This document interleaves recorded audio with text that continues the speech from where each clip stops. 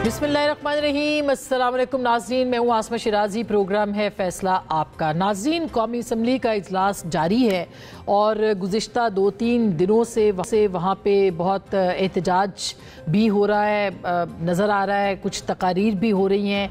आज पूरा दिन जो है वो दहशत गर्दी के हवाले से वहाँ पे बहस होती रही है, यानी बहुत सारे नुकात के साथ एक अहम मसला जो था वो पार्लियामेंट के अंदर दहशत गर्दी के हवाले से और ख़ास करके खैबर पख्तूनख्वा के हवाले से बात हुई है। चले देर आयत दुरुस्त आयत, कम अज़ कम पाकिस्तान के ऐवान बाला, ऐवान ज़ेरी, उसमें कोई तो नेशनल एक्शन प्लान की गूंज जो है वो हमें सुनाई दी है। आज असद कैसर साहब ने तकरीर की और उन्होंने कुछ सवालात उठाए। एक लंबी तकरीर थी, अपनी पार्टी को रिप्रेजेंट किया, वहाँ पे नुमाइंदगी की, कुछ एतराज़ात भी उठाए उन्होंने। वो क्या कह रहे हैं वो मैं आपको सुनवाती हूँ, करते हैं।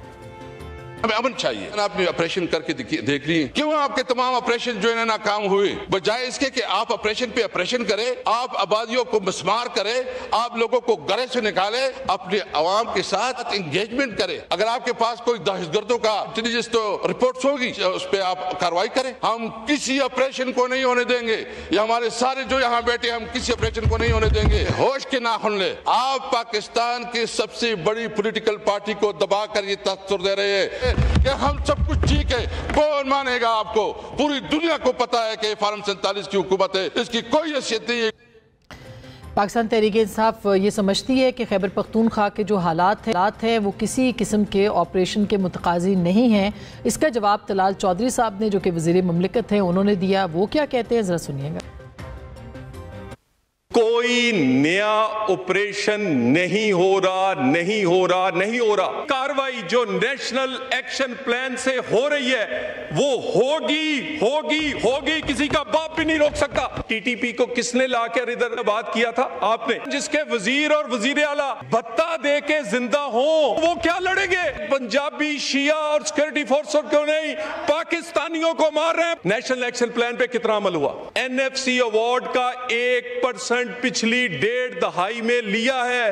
उस सूबे में सीटीडी पूरे जिलों में नहीं है। इनका वजीर आला बड़े अफसरों को कहता है कि हम नहीं लड़ेंगे, नहीं तो हमारा हाल पीपल्स पार्टी और एएनपी जैसा होगा, जेयूआईएफ जैसा होगा। आखिरी हमला पीटीआई के किसी रहनुमा पे हुआ कब? 2015 में। किसके साथ खड़े हैं? फैसला करें।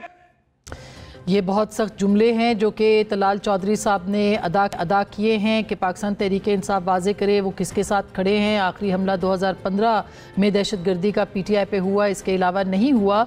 नेशनल एक्शन प्लान के ऊपर अमल दरामद का वो कह रहे हैं। इसके ऊपर ज़रूर बात करेंगे कि क्या नेशनल एक्शन प्लान पे अमल दरामद हो सकता है और क्यों सियासी जमातें जो हैं वो उससे कन्नी कतरा रही हैं। इसके साथ साथ इस वक्त जो पाकिस्तान की सियासत है उसमें पाकिस्तान तहरीक इंसाफ, कल इमरान खान साहब यानी जो उनकी मुलाकात हुई उसके बाद एक पैगाम आया और उस पैगाम के अंदर ये कहा गया कि वो किसी सूरत भी जो सियासी लोग हैं, उन्होंने बहुत से अलकाब उनके साथ लगाए जो कि मैं यहाँ इस्तेमाल नहीं करी, उनके साथ वो बातचीत करने के लिए कतई तौर पर तैयार नहीं है। उन्होंने ज़िमनी इंतखाबात से बाइकआउट का भी ऐलान किया। 5 अगस्त के जो तहरीक थी उन्होंने उसको एक कामयाब तहरीक कहा। जो एक्स पर उनका पैगाम है, उनके नाम से जो पैगाम जारी किया जाता है, और साथ ही उन्होंने 14 अगस्त की कॉल भी दे दी। अब ये जो एक एहतजाजी सियासत है, पाकिस्तान तहरीक इंसाफ इसका कितना फ़ायदा उठा सकती है? ज़िमनी इंतखाबात से बाइकआउट क्या कोई बहुत अच्छा इक़दाम होगा? इसका सियासी तौर पर पाकिस्तान तहरीक इंसाफ को क्या फ़ायदा होगा?